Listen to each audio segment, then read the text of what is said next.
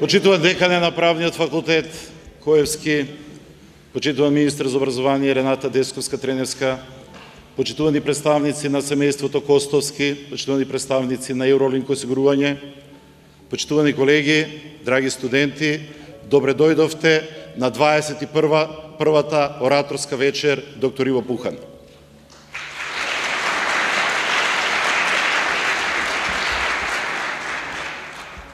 Почитувани оваа година во чест на легендарниот професор доктор Иво Пухан, по 21 пат ја продолжуваме традицијата нашиот правен факултет Јустинијан I да биде препознатлив по ораторската вечер. Оваа година на јавниот повик се одзва 45 кандидати. Од нив 23 учествува на полуфиналето на 1 декември оваа година. Денеска вечерва ќе ги чуете 12 финалисти. Уште еднаш ви посакувам пријатна вечер и го повикувам првиот оратор да почне со својот говор. Ви благодарам. Стојан Николов, 3-та година, правни студии. Не кажал Шекспир залудно, нешто е труло во државата Данска. Замислете си дека сме на ораторска вечер во Данска. Зашто би говореле? Уредена држава, решени социјални прашања, исклучително висока вработеност, неспорна слобода на медиумите, немаат потреба да познаваат кого било од своите политичари, едноставно живеат нормален живот. Но за волја на вистината, ние сме на ораторска вечер во Македонија. А Македонија е инспирација за секоја тема. Каде да погледнеме етен и проблем? Сега да излеземе надвор и да ги прашаме нашите сограѓани како се, како живеат, етени веднаш и јадници демостени. Сите постојано зборуваат за некој свој проблем. Нема сфера во која немаме проблем. Доколку почнам да зборувам за економијата, треба да останеме цела вечер. Го споменам ли здравството? Ужасно долго ќе трае моето лелекање. А пак образованието? Но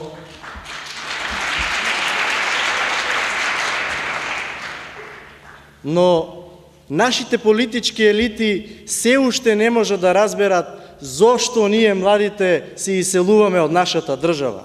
Зошто ги напуштаме нашите домови, семејства, роднини и пријатели. Како секојдневно ни се празнат градинките, училиштата и факултетите, а ни се полнат само аеродромите. Истите тие политички елити, кои што 26 години оставаат пустош позади себе, водејќи се само од собствените интереси, не можат да разберат дека тие се канцерот на оваа наше општество. Секогаш велат дека државата им е пред се и над се и дека прават се за државата, а притоа забораваат на фактот дека државата сме ние, нејзините граѓани.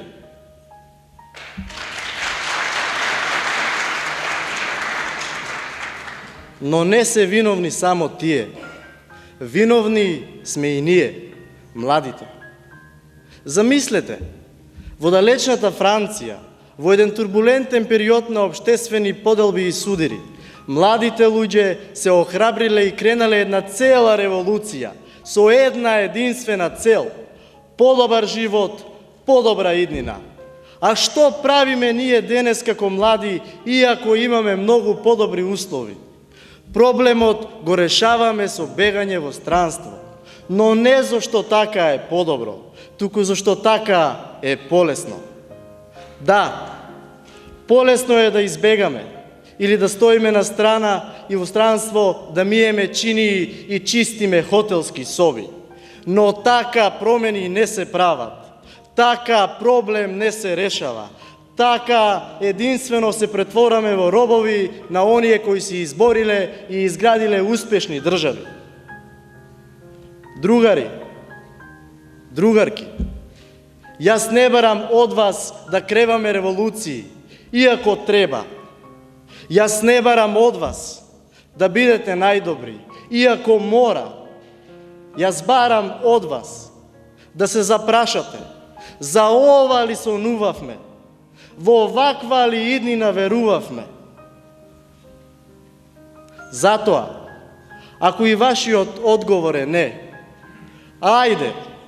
ајде сите заедно да испишеме нова успешна приказна.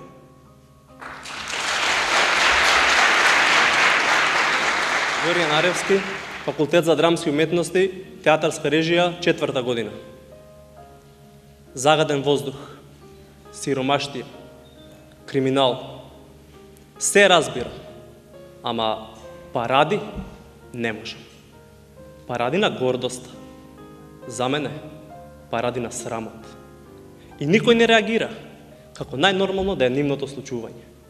Трагикомично е што политичарите не само што учествуваат во тие паради, туку и ги организираат. Поради тие горди марширања, светот маршира во длабока криза. Резерви на храна нема, ама пари за паради има. Политикански паради на гордоста. Тогаш државниците перверзно ја соблекуваат облеката, покажувајќи го своето вистинско валкано лице. Како да се на карневал, па се им е дозволено. Зборуваат дека се залагаат за мир и безбедност во светот, додека гордо маршираат сите видови на пешадија, придржувани од ракетни лансери, топови, тенкови, што ли уште не, а над нив летаат борбени хеликоптери и авиони. Но ние треба да веруваме дека сето тоа оружје е направено само за паради, чисто да го видат вонземјаните, па да се уплашат од силата на човекот. Не, драги мои, тоа е чеховски театарски знак. Ако има пушка, таа треба да пукне. Затоа светот е во криза. Одамна нема пукнато некаде, онака јако. А кога ќе грмне, нема криза, затоа што ќе не нема. Зајавачите на апокалипсата равенка со ниту една непозната. Прават конфликт некаде таму, им продаваат оружје, тие војуваат, се убиваат и после молат за помош. А овие и тоа им го наплатуваат. Како се прави војна? Едноставно, доволно е само да се сака. Да се сака својот народ. Меѓутоа, како што љубовта кон само еден човек, која исклучува љубовта кон другите, не е љубов. Така и љубовта кон една земја, која не е дел од целото човештво, не е љубов, туку идолатриско обожување, а тоа денес се нарекува национализам. Тоа е нашата форма на инцест, нашето лудило, а патриотизмот е негов култ кој става сопствената нација над човештвото и принципите на вистината и правдата. Постојано слушаме дека ќе ни ја земеле државата, името ќе ни го сменеле, ќе ни ја мајканизирале црквата и слично. Ни се всадува страв за да бидеме херои кои ќе се одбранат од татковината. Тој хероизам по наредба, безчувствителното насилство и сите оние гадни безсмислици кои се продаваат како патриотизам, колку искренски ги мразам, рекол Ајнштејн. Вистинскиот човек патриот треба да ја мрази неправдата во својата земја повеќе од се и да се радува ако добие казна за паркирање затоа што системот добро функционира. А ние сме труени со омраза кон сите останати и жално е што концепцијата за добар патриот е да се биде непријател на остатокот од човештвото.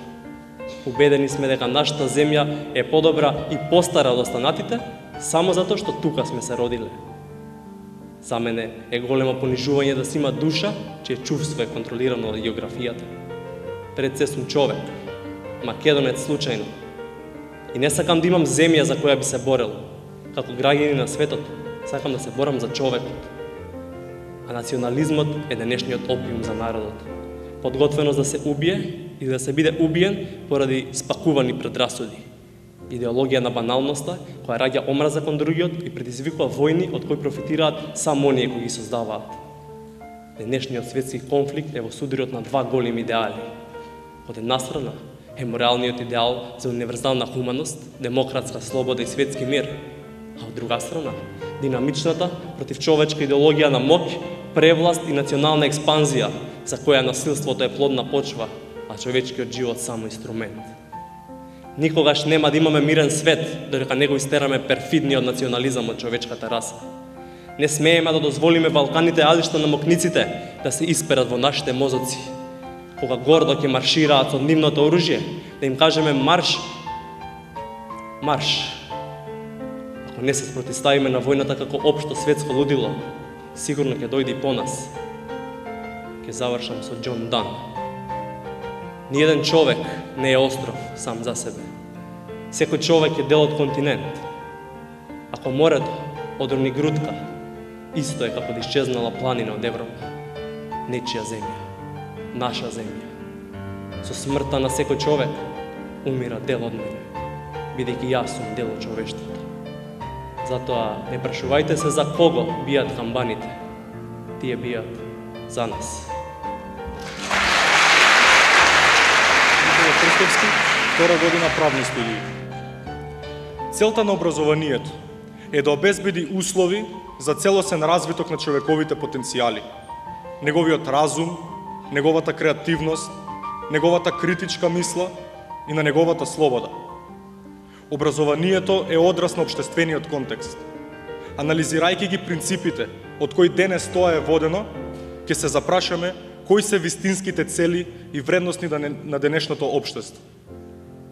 Денес се говори за образование кое ќе ги задоволи единствено потребите на пазарот на труд. Во основниот текст на Болонската декларација се говори за вработливоста на европските граѓани, за меѓународната конкурентност на европскиот високообразовен систем и за релевантноста на европскиот пазар на труд. Ставено во овој контекст, образованието радикално се оддалечува од неговата изворна улога, да биде агент на универзалното знаење, да продуцира интелигенција која критички ќе обсервира стварноста и која ќе ги изнуди механизмите за поправично општество. Денес, образованието е ставено во улога на слуга на бизнисот и апологет на статусот кво. Нешто што барем универзитетите никогаш не беа. Бидејќи во универзитетите доаѓаа луѓе полни со идеи, а идејата значи промена и одење напред, а не значи тапкање во место и статус кво. Навлегувајќи се повеќе во практичноста која денешното време ја бара, универзитетите се повеќе ја напуштаат нивната образовна функција и се претвораат во школи за вештини. Се повеќе се посегнува кон практичното. Водени од техничките аспекти на нашите идни професии, забораваме на суштината. Универзитетите не се места каде што се печат занаети. Тие се места каде што се изучуваат теории и концепти. Се повеќе е критикувано високото образование дека е нефлексибилно, дека не ги следи современите трендови, дека не се прилагодува кон потребите на пазарот. Образованието и не треба да се прилагодува. Не може бизнисите од образованието да очекуваат готови профили кои технички и занаетчиски ќе си ја вршат работата. Задача на образованието е да образува личности, да создава критичка писменост и да ги шири хоризонтите. Неатрактивни стануваат општествено-хуманистичките науки. Во очите на бизнисот тие се непрофитабилни. Но општествено-хуманистичките науки се оние кои критикуваат, кои ги наоѓаат недостатоците на сите општества и кои создаваат автономија на мислата. Универзитетите мора да најдат начин како повторно да ги актуализираат. Тие имаат потенцијал да бидат искористени и во комерцијални цели. Но тие аспекти треба да дојдат до израз во компаниите. Во амфитеатрите треба да учиме, дискутираме и анализираме теории. Должност на високото образование и на образованието воопшто е да ги потегне конците за преиспитување на вредносниот систем на секое општество. Но без промена на свеста, механизмите за отргнување на практиканството од универзитетите остануваат неефикасни. Студентите мора да разберат дека факултетите не служат единствено за покачување на нивната цена на пазарот на труд. Професорите мора да се свесни дека образуваат академски граѓани одговорни за курсот по кој плови едно општество. Работодавците да не чекаат готови работници, тие треба да се спремни постојано да инвестираат во праксата на своите вработени. Образованието е одраз на општествениот контекст, но образованието е и најмоќното оружје за да го промените светот, а на светот му е потребна промена.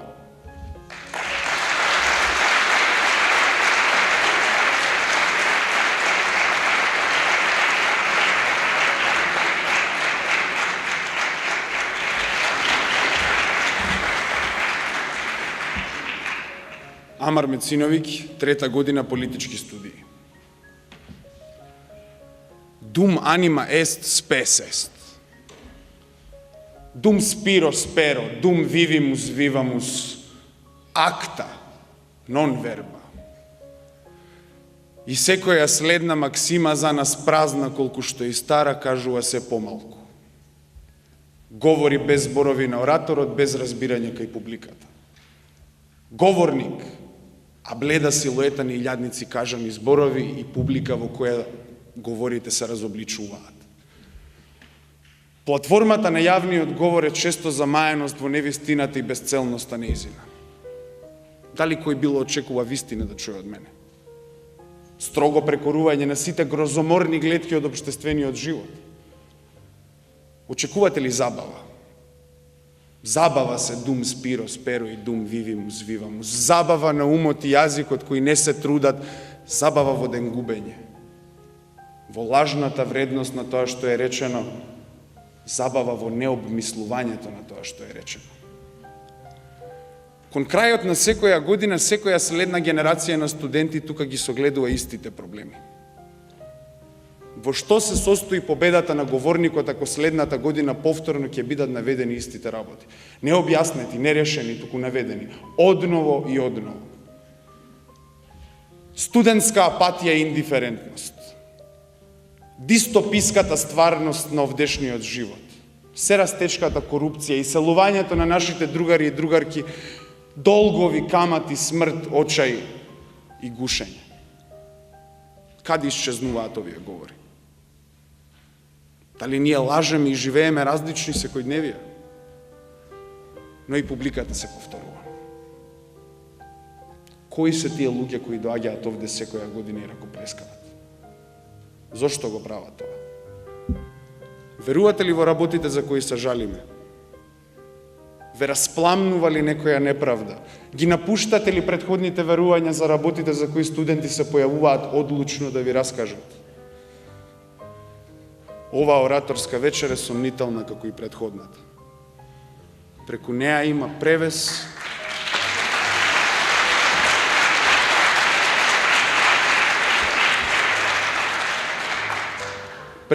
има превес на севкупната антиинтелектуалност.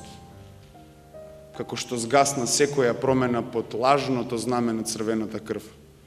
Како што згаснува сјајот во очите на студентот од прва година во секоја следна, така згасна и сјајот во очите на оваа вечер.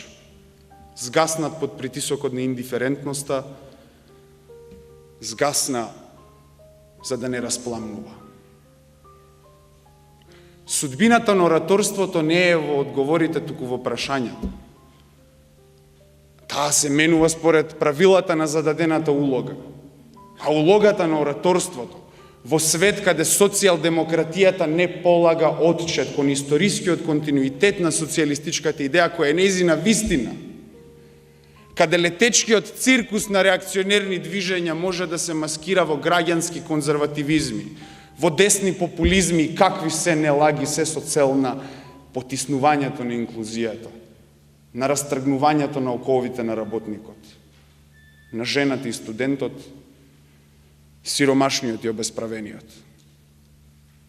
Улогата на ораторството прераснува во улога на апологет на трулата културолошка хегемонија.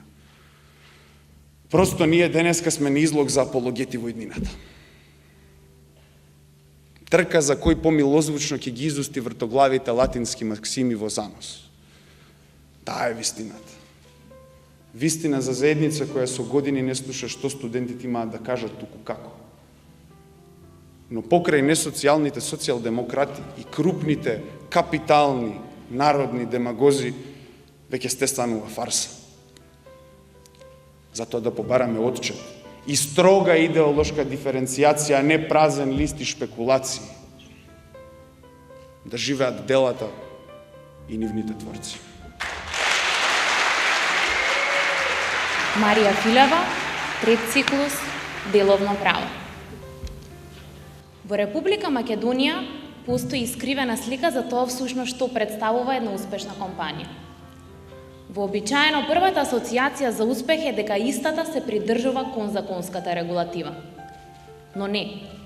Придржувањето кон законската регулатива е задолжително И затоа повеќе не може да биде доволен индикатор за успех. Кога зборуваме за успешност на една компанија, и не можеме да кажеме дека истата е успешна, ако не е општествено одговорна. Секоја чест на исклучуците, но за жал многумина и како представници на бизнес секторот не знаат што е тоа општествено одговорна компанија, вклучувајќи ги самите управители на истата. Компанијата е општествено одговорна кога има развиено корпоративна свест за општествените проблеми, кога дополнително вложува во прогрес на своите вработени, во напредување на заедницата, во здрава животна средина, во етичко управување или пак во введување на нови инвентивни практики. Обид да се поттикнат компаниите да бидат општествено одговорни беше направен и од страна на Република Македонија, со воведување на Националната награда за најдобри општествени практики во 2007 година. Зошто го насловувам како обид? Затоа што не сметам дека се постигна целта со таа мерка, имајќи предвид дека во последниве 10 години само 173 предпријатија пријавија општествено одговорни практики. Не можеме да се декларираме како држава во која маестрално се реализирани општествените практики, кога ние веќе една декада немаме диверзитет при конкурирање. Постојано конкурираат истите предпријатија, постојано се наградувани истите предпријатија. А што е со останатите? Голем дел од останатите се соочуваат со тешкоти да постигнат баланс помеѓу очекуваните приходи и предвидените расходи. Очигледно е дека имаме проблем. Јас проблемот го гледам во тоа што ние не само што немаме функционален систем, ние воопшто и немаме систем за да се реализира целта на корпоративната општествена одговорност. Целта на корпоративната општествена одговорност ќе се постигне кога секоја компанија во својата деловна политика ќе го има интегрирано концептот за потреба во вложување во општеството. Потребно е државата да направи сеопфатна анализа за да го воочи капацитетот на предпријатијата на државно ниво, да види колку истите го имаат потенцијалот за справување со социјалните ризици. Не може да очекува државата дека ќе ги поттикне компаниите да бидат општествено одговорни, ако ги става на исто рамниште од една страна компанијата која што реализира милионски профит и од друга страна компанијата која што едвај се одржува на позитивна нула.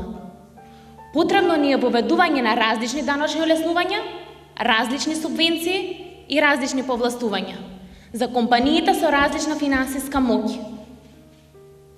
Општествено одговорни компании има и во Република Македонија, но потребно е државата да ги поттикне сите компании да бидат општествено одговорни, како афирмација на фактот дека тие како моќни деловни субјекти можат и треба да придонесат кон подобрување на ово општество, да поттикне конкуренцијата во деловниот свет, да не се одвива само од аспект на економска реализација на профит, туку од аспект на тоа колку компаниите даваат пробоно услуги на маргинализирани групи, колку компаниите инвестираат во здрава животна средина, колку компаниите се грижат за своите вработени, клиенти и потрошувачи, колку компаниите инвестираат во филантропија, градење лојална корпоративна врска, наместо еднократна соработка.